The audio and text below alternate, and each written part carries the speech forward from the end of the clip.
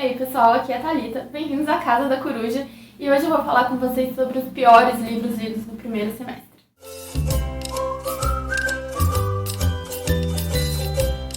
Felizmente não foram tantos assim, eu tenho 3 e uma menção honrosa para falar com vocês. Todos os 3 foram 2 estrelas, eu não tive nenhum 1 estrela, o que já é um ponto positivo. E eu acho que os livros que eu vou falar são um pouco polêmicos. O primeiro deles é o The Underground Railroad, do Colson Whitehead, que é um livro que foi super bombado, tanto aqui quanto no estrangeiro, e ele tá na lista de indicação do Barack Obama. Então assim, eu já fui com as expectativas lá em cima.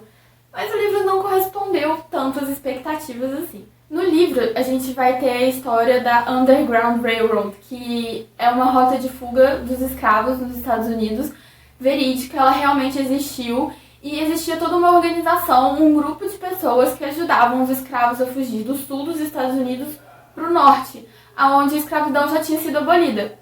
Eu achei, quando eu li essa sinopse, que a gente ia ter um livro mais histórico, mais focado realmente nessa rota de fuga, em como a organização funcionava, como os escravos eram ajudados a fugir do sul. Mas, na verdade, a gente vai focar na vida de uma personagem só. A gente vai acompanhar essa personagem enquanto ela descobre essa rota de fuga e enquanto ela viaja pelos Estados Unidos até chegar no norte. Eu achei uma história importante de ser contada, uma história importante de ser divulgada, só que, no entanto, enquanto obra literária, eu não consegui me conectar muito. Na minha opinião, eu achei os personagens pouco desenvolvidos. Eu não consegui me conectar com nenhum deles, eu não consegui entender a motivação de nenhum deles. Na verdade, eu estava muito mais interessada na história da avó da protagonista, que aparece só em um capítulo que conta como ela veio da África, como ela foi da África para os Estados Unidos, do que na história da protagonista em si.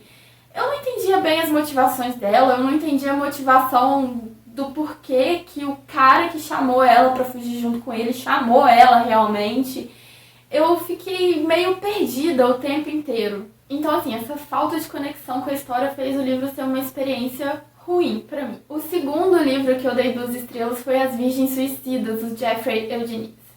E esse livro, eu tenho um problema com sinopse. As pessoas não me falam as sinopses certas do livro. Eu achei que nesse livro a gente ia acompanhar a história das irmãs que se suicidaram, porque nesse livro a gente tem a história de 5 irmãs que todas vão cometer suicídio, acho que num período aí de 1 ano, mais ou menos. Eu achei isso super interessante, eu achei que a gente ia acompanhar a história delas, a gente ia entender o porquê que elas estavam se suicidando, realmente entrar no psicológico dessas personagens. Só que a gente acompanha a história pelos olhos dos vizinhos dessas irmãs. A gente tem 3 ou 4 garotos que moram de frente para essas irmãs, que têm um encantamento com essas irmãs, porque elas eram muito reclusas, tinham pais muito conservadores, e eles vão contando a história delas. Só que aí a gente parte do princípio que ninguém conhece a história delas, porque elas eram super reclusas, elas não conversavam com ninguém. Então esses meninos só podem falar pra gente assim, então ela se suicidou, pode ser que é porque a mãe dela era assim, a vida dela era assim, mas a gente não sabe com certeza o porquê que ela se suicidou ou como era a vida. Eu acho que a história ia ter sido 1000 vezes melhor se a gente tivesse acompanhado as meninas, ao invés de olhar a história delas de fora. O terceiro livro, esse eu tenho físico, é Os Irmãos Karamazov, do Dostoiévski. E essa foi, assim, a grande surpresa do ano pra mim, porque esse livro eu achava que ele ia ser favoritado, 5 estrelas, e foram 2 estrelas apenas. A história em si, ela é interessante. As partes do livro que focavam na história, eu gostava. Aqui a gente vai acompanhar a família Karamazov. São 3 irmãos que foram criados longe um do outro e cada um segue um caminho bem distinto. A gente tem um monge, a gente tem um que é mais baladeiro e num determinado momento os 3 vão se reunir, vão se encontrar na casa do pai e esse pai vai acabar sendo assassinado. E a gente vai acompanhar a investigação desse crime. A parte da investigação eu achei ótima, só que no livro, de repente, o Dostoiévski tá contando a história, ele cisma de parar, pegar um personagem e fazer esse personagem ter um monólogo de 30 páginas, em que o Dostoiévski vai falar sobre religião, sobre sua visão da sociedade da época, e isso é interminável. interminável. Você tá lá, empolgado na história. De repente, você para tudo e vai ler 20 páginas sobre a ideia do Dostoiévski sobre Deus. Isso não cabia muito no livro pra mim, sabe? Ficava uma coisa meio perdida.